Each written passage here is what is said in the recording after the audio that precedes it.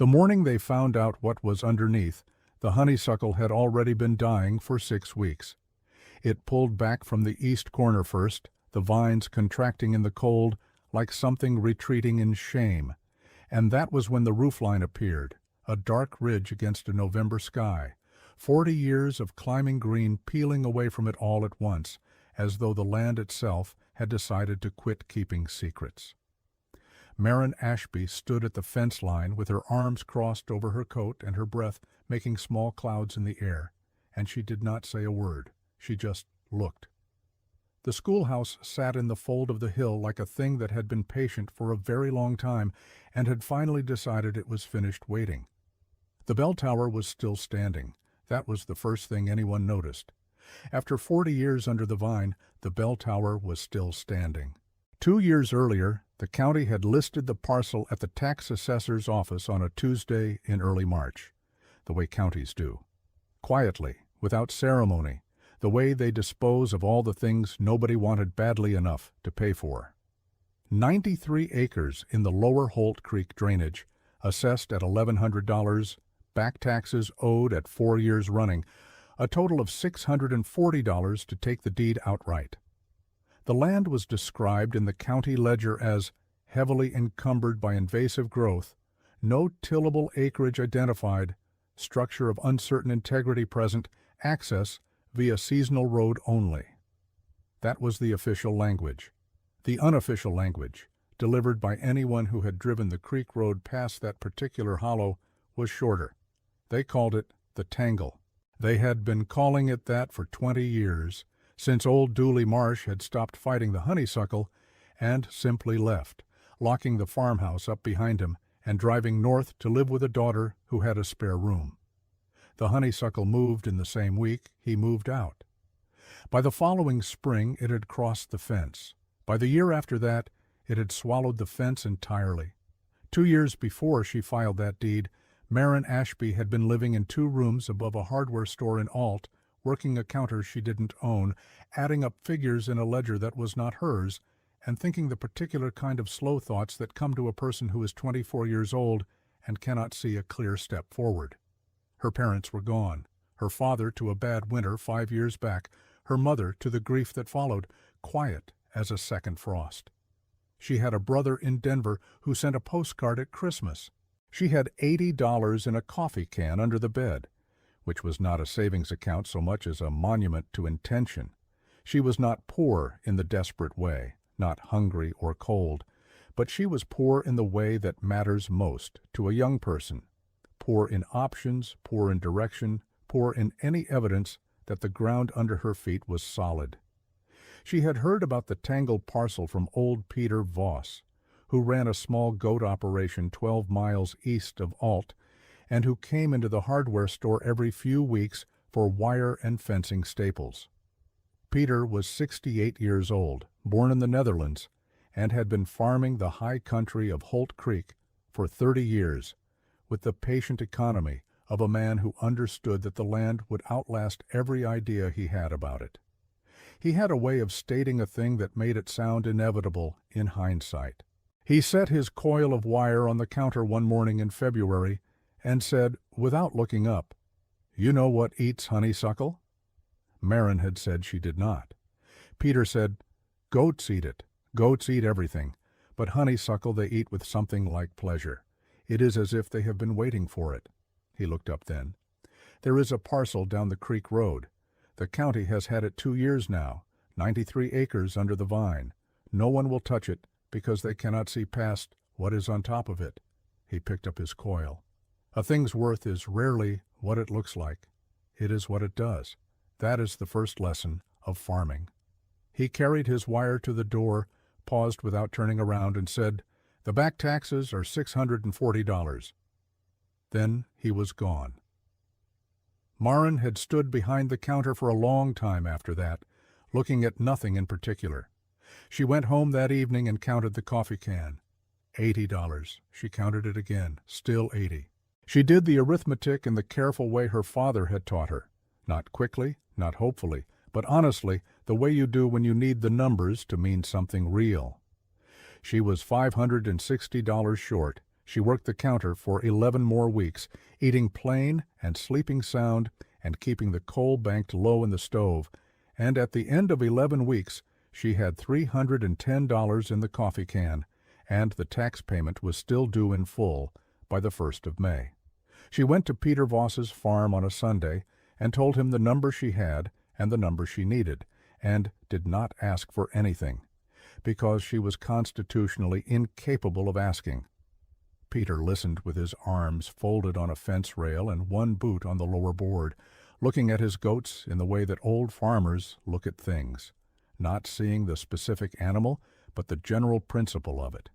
He was quiet for a long moment. Then he said, "I will lend you the balance. You will pay me back in the 2nd year after you know what you have." Marin said she could not accept that. Peter said, "You are not accepting it. I am investing it. There is a difference." He looked at her steadily.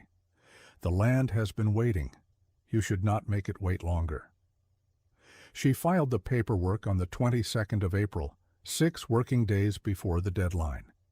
The clerk at the assessor's office was a round-faced man named Gerald Pitts, who had processed enough tax default filings to have developed a specific expression for them, not unkind, but profoundly dubious, the expression of a man who has watched a great number of optimistic people acquire a great number of impossible situations.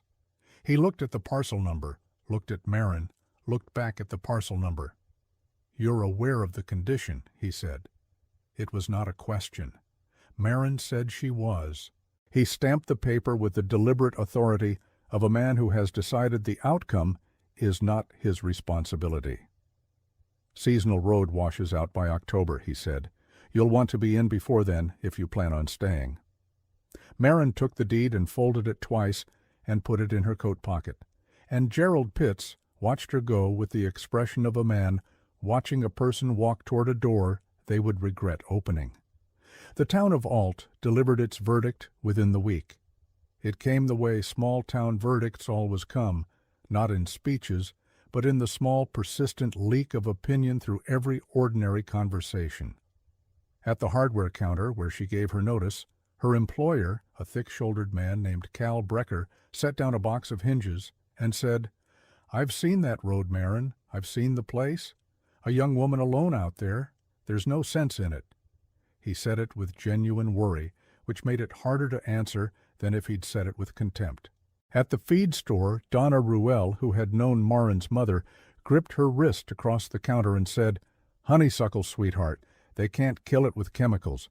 What are you going to do? Pull it up by hand." At the diner where Marin ate her last Thursday meal in Alt before the move, 2 men she half knew from the grain elevator talked with their heads bent together and their voices just above the level of social decency. And she heard the word "foolish" at least twice, and the phrase "that swampland once," and she ate her eggs slowly and said nothing at all, because being right is its own kind of reply, and she was not yet right. She was only stubborn, which is sometimes the precondition for being right, if you can outlast it.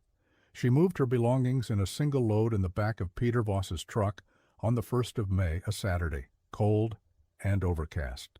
The seasonal road was exactly as described, a pair of ruts through river-bottom mud, passable by the grace of a dry April and a high-clearance truck, lined on both sides by the beginning of the honeysuckle's new season growth, pale and reaching, and already thicker than a man's thumb in places.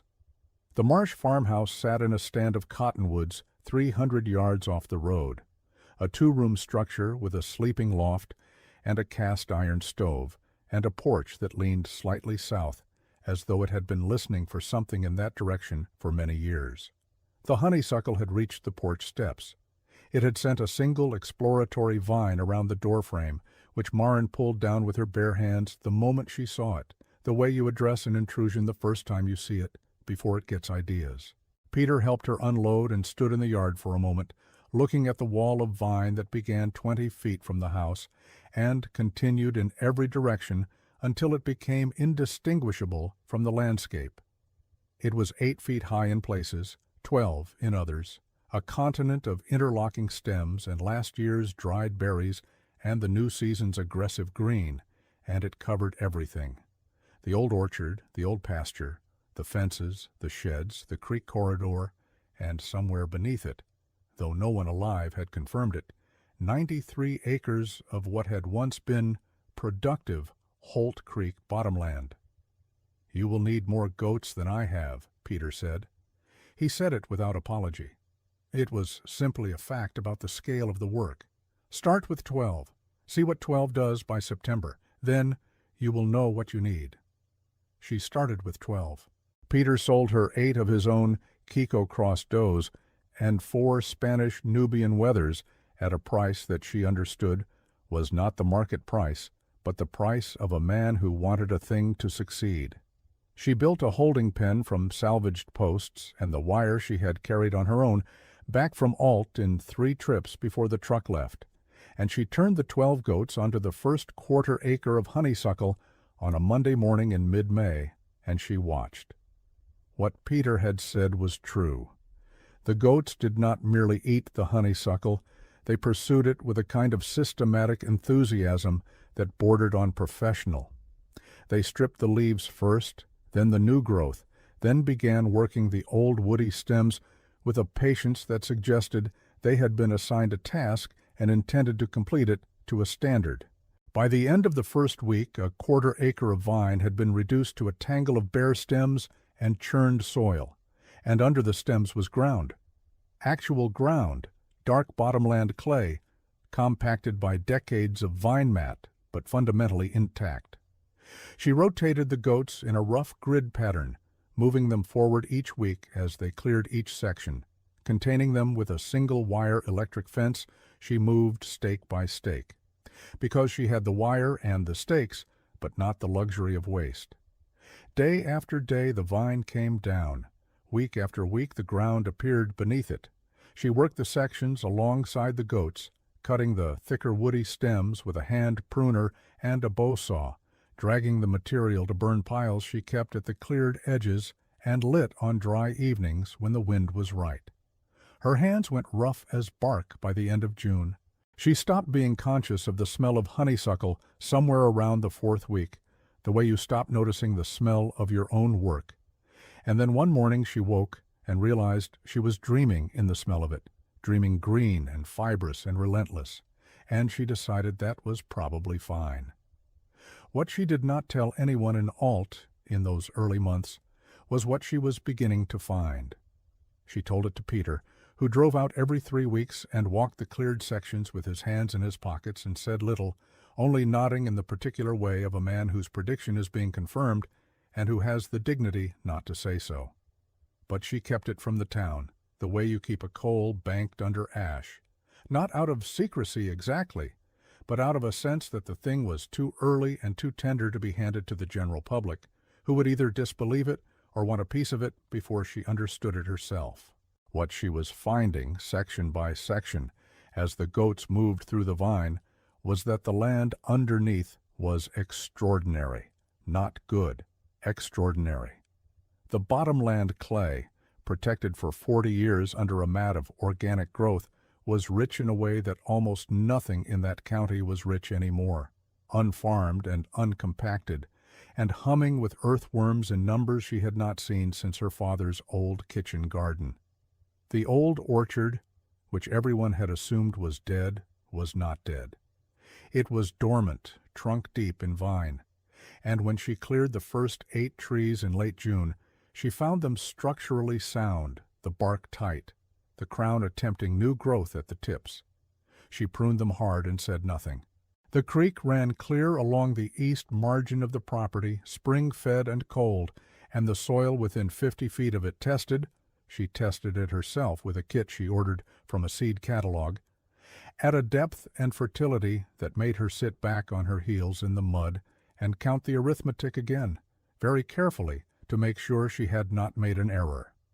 She had not made an error.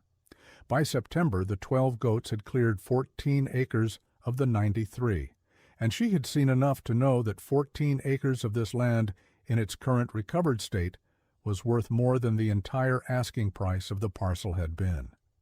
By October, she had repaid Peter Voss in full, in cash, from the sale of 6 of the Spanish Nubian wethers at the Holt County Livestock Auction, where they went to a meat buyer from Pueblo for a price that surprised everyone at the ring, including Marin, who had expected less.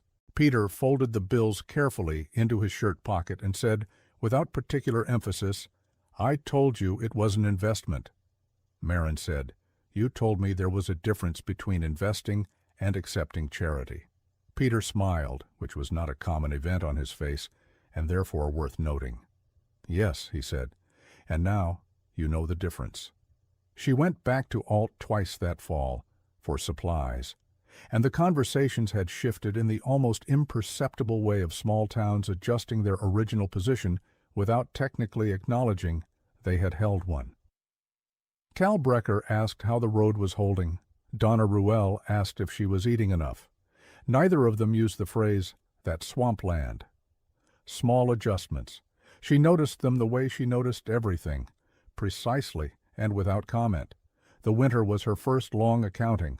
She spent December and January in the farmhouse with the stove going and the figures laid out on the kitchen table, and she planned the next year with the same methodical patience she had brought to every other part of the project. She needed more goats, substantially more. 12 had cleared 14 acres in one season's good weather. To clear the remaining 79 acres in 2 more seasons, she needed no fewer than 30 animals. And to maintain what she had cleared and keep the honeysuckle from returning, and it would try to return, she had no illusions about that. She needed a permanent herd of at least 20. She drew the figures on paper until they resolved into a shape she could live with. She would breed her 8 does in January, which would give her kid crops by late spring. She would buy 12 more does from Peter in the spring, at the same price she had paid the first time, which Peter had already offered. She would sell the male kids at weaning and retain the females, and by the 3rd year the herd would sustain itself and the cleared land would begin to carry its own weight as pasture. The arithmetic was not comfortable, but it was real, which was all she asked of arithmetic.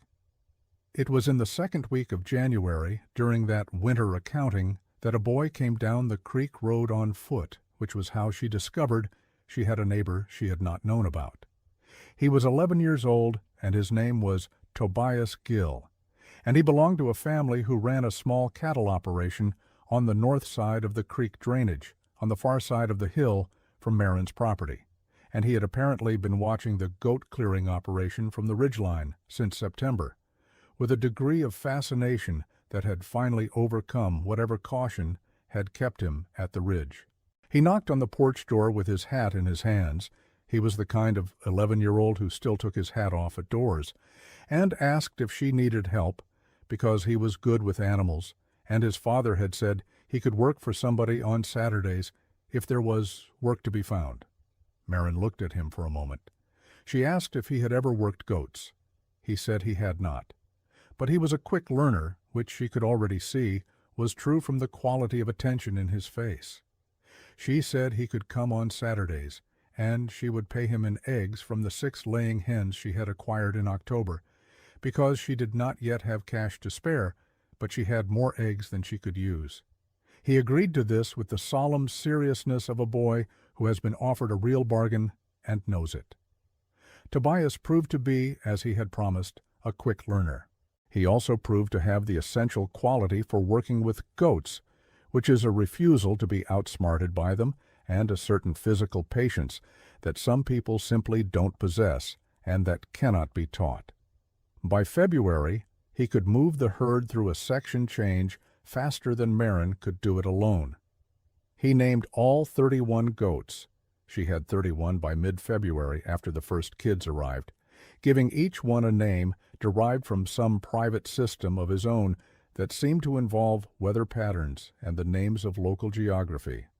There was a doe he called Rimrock and a wether he called Cold Creek, and a kid he named November, with great apparent satisfaction. Marin did not interfere with the naming system because it had a sound organizational logic. Tobias could track any individual animal by name in a herd of 31 without hesitation, which was operationally useful, and because she found the names quietly delightful, which she would not have admitted to anyone but Peter, who discovered the system on his next visit and said November aloud a few times, as though testing the weight of it, and nodded with the gravity of a man approving a well-chosen word. The second season's clearing began in late April, with 31 animals and 3 weeks more experience than she'd had the year before, and it moved faster. May and June saw 20 acres fall. July was brutal. August arrived like the open door of a furnace, and the creek dropped 8 inches, and the goats slowed, and Marin rationed the creekside grazing carefully, moving the herd only in the morning hours, and penning them in shade by noon.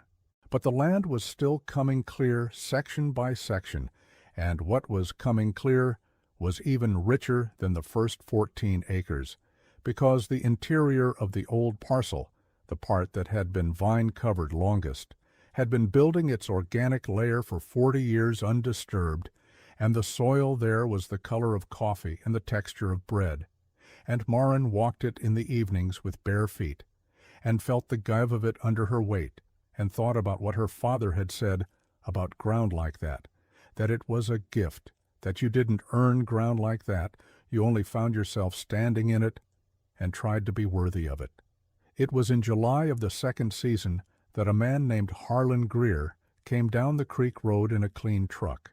Harlan Greer was a land broker out of Pueblo who handled agricultural parcels across 4 counties, and he was the kind of man whose warmth was a professional instrument, deployed with precision, calibrated exactly to what he needed from whoever he was talking to. He wore clean boots to farm visits, which Marin noted immediately as a man who does not intend to walk in the field. He got out of his truck and looked at the cleared acreage and the herd, and said he was impressed, said it in the specific way that implies the speaker had expected much less. He said he had been hearing about her operation around the county. People talk, he said, that's just human nature. And he thought she might be interested to know that the cleared bottomland acreage she was sitting on was, in his estimation, among the most productive unimproved ground in the Holt Creek drainage, and he had a client, a very reasonable man, who would offer her $18,000 for the parcel in its current state, which was, he paused here for the effect of it, a quite remarkable return on a $640 investment. Marin listened to all of this without expression. $18,000 was more money than she had ever held a conversation about, and she was not unaware of it. She asked him who his client was. Greer said that was a confidential business matter. She asked whether his client intended to farm the land or subdivide it. Greer smiled the practiced smile and said his client's intentions were really between him and the client. Marin looked at the cleared acres, at the herd working the vine at the far edge of Section 19, at the old orchard that was, by this point, standing in full leaf with its first tentative fruit. Small and hard and sour, the first fruit in 40 years, but fruit. She said she wasn't selling. Greer said he understood, of course, and asked if she might consider a higher figure if one were available. She said the figure wasn't the issue. He waited a moment, reassessing, the way a man recalibrates when the tool he reached for isn't the right one. Then he said, with the warmth entirely gone and the professional undercarriage showing through, "Someone in your position, alone out here, you want to think carefully about what you're sitting on and whether you can really protect it." He said it gently. He meant it as pressure. Marin said she would think carefully and thanked him for the drive. And he left. She told Peter about the visit on his next trip out. Peter listened with his hands in his pockets, looking at the orchard. He asked her what Greer had said exactly, and she told him exactly. Peter was quiet for a moment. Then he said, "He will find another way. Men like that always find another way." He looked at her. "You should know what the land is fully worth before anyone tells you again." That was all he said. Marin did the assessment herself over the following 2 weeks, checking the county parcel records against the comparable sales Peter had quietly obtained from the assessor's public files. And when she had the full picture, she sat with it at the kitchen table for a long time. The parcel, fully cleared and with the creek frontage and the orchard and the soil quality she had documented, was worth, conservatively, on the current market, between $60,000 and $80,000. She had paid $640 and 3 years of her own hands for it. She had been offered $18,000. She understood then exactly what Harlan Greer's client intended, and she understood exactly why the offer had been made before the clearing was complete. The schoolhouse appeared in November of the second year, as the herd finished the last of the major clearing on the South Hill section, and the first hard frost pulled the honeysuckle back to its roots for the winter. The roofline came first, as described, then the bell tower, then the full structure as Marin and Tobias cut the last of the dead vine mat away from the walls over 3 cold Saturday mornings.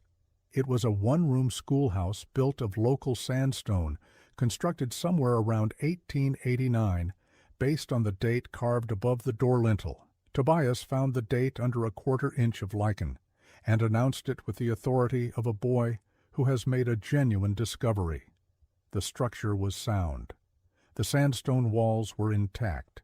The roof had lost perhaps 1/3 of its shingles, and the floor had heaved in 2 places where root intrusion had lifted the boards, but the framing was solid, and the bell was still in the tower, green with age, and tilted slightly on its yoke, but present. Marin stood in the doorway of it for a long time. She had not known it was there. No one in Alt had mentioned a schoolhouse, which meant no one in Alt had remembered there was one, or perhaps no one had thought it worth mentioning to a young woman who had bought the tangle for back taxes. She stood in the doorway, with the November light coming through the empty windows, and she thought about all the children who had come down the creek road to sit in this room in the years before the vine, and she thought about the 40 years it had spent in the dark under the green, patient as stone is patient, waiting for someone to bother finding it. Tobias stood behind her and looked over her shoulder at the interior, and after a moment he said, "It needs a lot of work." Marin said, "Yes?" He said, "But it's real stone." She said, "Yes, it is." He was quiet another moment, and then he said, with the seriousness of someone stating a useful fact, "Stone doesn't rot." Marin looked at him, this 11-year-old boy, who took his hat off at doors and named goats after weather, and she said, "No, it doesn't." She wrote a letter that week to the Holt County Historical Preservation Office in Pueblo, describing the structure and its location, and the date above the door, and she received a response 6 weeks later, informing her that the schoolhouse appeared to be the Holt Creek Common School, established 1889, and presumed demolished or collapsed sometime in the mid-20th century, and that the Preservation Office would be very interested in discussing its condition and any restoration considerations at her convenience. She filed the letter with her deed and her assessment papers in the wooden box under the kitchen table, and she did not tell anyone in Alt, because she was not finished knowing what she had yet, and the town could wait. The trouble came in March of the 3rd year, as trouble tends to do, early in the season, before things are fully established, when you are most exposed. Harlan Greer had, as Peter predicted, found another way. The other way arrived in the form of a letter from the Holt County Assessor's Office informing Marin that her parcel had been flagged for a reassessment of taxable value owing to significant improvement of the parcel condition since original transfer, and that the reassessed value, effective the 1st of April, would be placed at $47,000, generating an annual tax obligation of approximately $940, up from the $63 she had been paying on the original $640 assessed value. $940 a year. She read the letter 3 times. She counted the arithmetic. She could not meet $940 a year, not yet, not in the 3rd year, not before the land had been producing long enough to generate that kind of income. The cleared pasture was not yet rented. The orchard's first real crop was still a season away. She had 38 goats, a sound herd, a restored orchard, 93 acres of the finest bottomland in the drainage, and a sandstone schoolhouse. And she had 3 weeks to respond to a tax bill she could not pay, or face the same process she had used to acquire the land used against her. She sat with the letter until the lamp burned low, and then she lit it again and sat some more. The next morning she drove to Peter Voss's farm before sunrise. Peter was already in his barn, which she had expected, because Peter was always in his barn before sunrise, which was one of the things about him that made him easy to trust. She handed him the letter without a word. He read it standing in the barn doorway, with the early light behind him, and his breath making the same small clouds it always made in March air. He read it twice. He was quiet for a long moment. Then he said, "Gerald Pitts did not generate this assessment on his own initiative." Marin said she did not think so either. Peter folded the letter and handed it back and said, "Do you know anyone at the Historical Preservation Office?" Marin said she had corresponded with them once. He said, "Write them again, today. Tell them the condition of the structure, the date on the lintel, and the threat to the property." He paused. "And go to Alt. Talk to people. It has been 2 years. They have been watching what you have done. Let them tell you what they think of it now." She went to Alt on a Friday, which was the day the feed store and the grain elevator and Cal Brecker's hardware store were all busy, and she went to each of them, and she did the thing she had spent 3 years not doing, which was ask. She did not ask for money. She asked for what she had. She told Cal Brecker about the schoolhouse, about the date on the lintel, and the sandstone walls, and the bell that was still in the tower, and she watched his expression move through several phases before arriving at something unguarded and genuine. She told Donna Ruelle about the orchard, and the soil, and the creek frontage, and the goats that had done what everyone in Alt had said could not be done. She told the men at the grain elevator about the reassessment letter and who she thought was behind it, and what it would mean if the parcel reverted. She did not have to say much about that last part. Farmers understand what it means when a piece of land that someone has worked back from nothing gets taken on a technicality. Hunger changes a town, and so does pride. Holt Creek was not a prosperous county, and it was not a county that had much to be publicly proud of in recent years, and the idea that there was a parcel in the lower drainage that had gone from worthless tangle to productive bottomland. That a young woman alone had worked 93 acres of vine down to bare ground with a herd of goats and found a sandstone schoolhouse underneath it.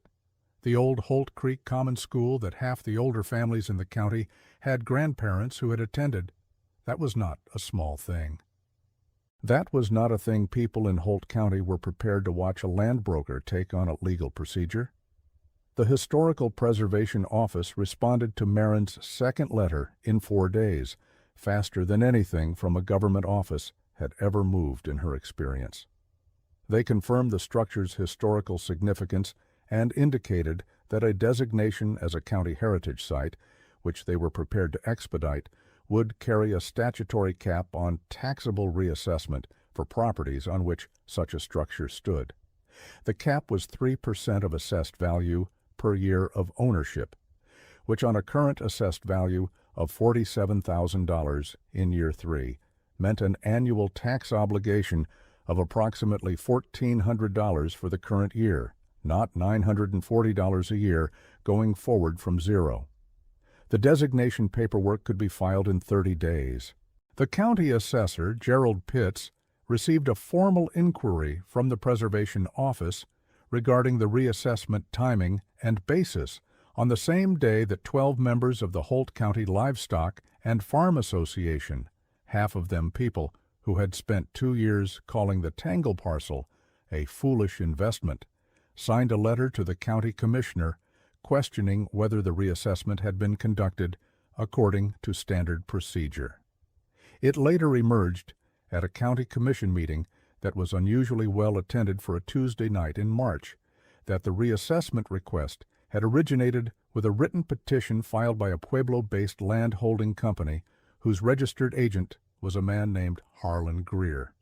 Gerald Pitts, who was not a corrupt man but had processed the request without asking the questions he should have asked, sat very still when this was established and looked at no one in particular. Harlan Greer was not present, having apparently found urgent business elsewhere that week. The heritage designation was filed and confirmed on the 1st of April. The tax bill was recalculated. The land was secure. Maren Ashby drove back to her farm from the final commission meeting on a Tuesday night in early April, in the dark, down the creek road that was no longer a seasonal road, because she and Tobias and 3 of the Gill family's older sons had spent a Saturday in October laying gravel through the low spot, the one that washed out every year, and it had held through the winter just as she had calculated it would. The lights of the farmhouse were visible from the road now, had been visible from the road since October of the previous year, because the clearing on the north side was far enough along that the cottonwoods no longer blocked the sight line. She could see the light from half a mile away. That was a new thing, and she had not gotten used to it yet, and she did not think she needed to get used to it quickly. She sat in the truck in the yard for a moment before going in. The goats were in the night pen, which she could hear, the low, restless sound of a herd that has been fed and watered and is settling towards sleep, a sound that she had learned was the sound of a thing going right. The schoolhouse was invisible from here in the dark, around the south hill, but she knew it was there with the lamp-like confidence of someone who has found a thing and is not worried about losing it anymore. Peter had come out the previous Saturday with 2 of his sons to help Tobias and Maren begin replacing the missing roof shingles, and they had gotten half the roof done in one day. 4 people working in the October light on a sandstone schoolhouse that had been buried under 40 years of vine. And it had felt, Maren had thought about the word for it afterward, and the word she kept arriving at was correct, not in a small sense, but in a large one. It had felt like exactly the thing that was supposed to be happening in that place at that time. She went inside and built up the fire and sat at the kitchen table with the wooden box open in front of her, and she took out the papers in the order she had placed them there. The deed, stamped by Gerald Pitts with his expression of skeptical duty. The first letter from the preservation office, the reassessment notice, the designation confirmation, and at the bottom of the box, folded twice in the way she had folded it the day she received it, the receipt from the tax payment. $640.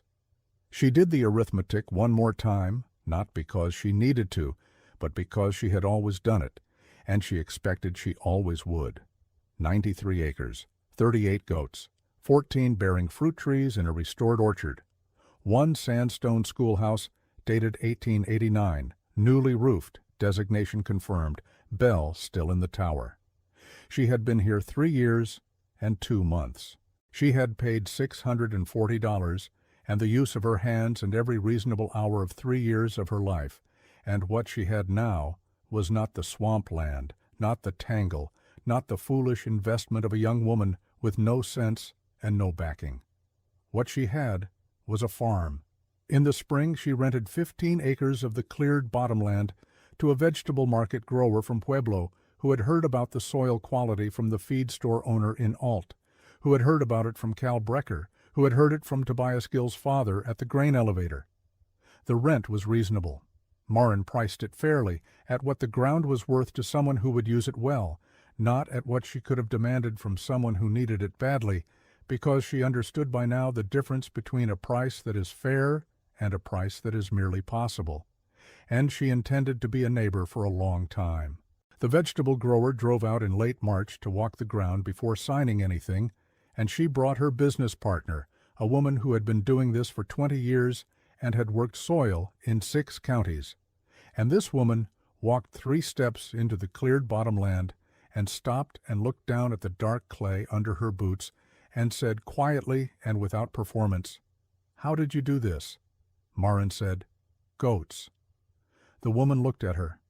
Maren said, "And patience." The woman was quiet a moment, looking at the ground, and then she said, "How much of it is like this?" Maren said, "Most of it."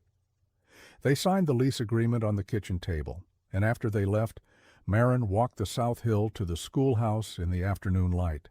The new shingles were pale against the old ones, a patchwork that would weather to match in a year or two. The bell tower cast a long shadow across the cleared ground. She had been writing to the county school board, tentatively, about the building, not proposing anything yet, only establishing that the structure existed and was sound, only letting the idea have some air. Tobias had told his teacher about it, and his teacher had told the principal, and the principal had apparently told someone at the board, because a board member had driven out the previous week to look at it. A quiet woman named Hartley, who stood in the doorway the way Maren had stood in it on the first November morning, and said nothing for a long time, and then said, "It's real stone, isn't it?" Maren had said yes. Board member Hartley had said, "Stone doesn't rot." And Maren had thought of Tobias, 11 years old in a November doorway, and said, "That is what I've been told." Peter Voss came out for the first lambing of the season in April, as he always did now, because the farm had expanded to include 6 hair sheep, and he had more practical knowledge of sheep than Maren did, and because he was 71 years old, and the farm gave him something to do on Saturdays that felt like it mattered, which Maren understood and did not comment on, out of respect for both of them. He walked the cleared sections and looked at the orchard, and stood for a while in front of the schoolhouse, with his hands in his pockets, looking up at the bell tower in the way he looked at things that satisfied him. Then he said, without turning around, "You know what I told you when you were still behind that counter." Maren said she remembered. He turned and looked at her. "A thing's worth is rarely what it looks like," he said. "It is what it does." He looked at the farm, at the goats moving on the hillside, at the orchard in blossom, at the pale new shingles on a schoolhouse that had been under the vine for 40 years, and come back up into the light with its bell tower intact. "Now," he said with the quiet finality of a man who has waited a long time to say something, and found exactly the right moment to say it, "you know what it does." The goats were on the last 20 acres by late May, working the final section of the old vine along the creek's north margin, moving through the morning light in the loose, purposeful way of animals that have been doing a thing long enough to have a system. Tobias moved the fence line ahead of them, while Maren cleared the last of the heavy stems with the bow saw, and the creek ran beside them, cold and clear over its gravel bed, and the sun came up over the east ridge and threw long light across the ground they had made, and Rimrock paused for no particular reason and looked back at Maren with the horizontal pupils and the mild expression of an animal who has eaten through 40 years of darkness and considers the work perfectly reasonable, and would, given the opportunity, do it again.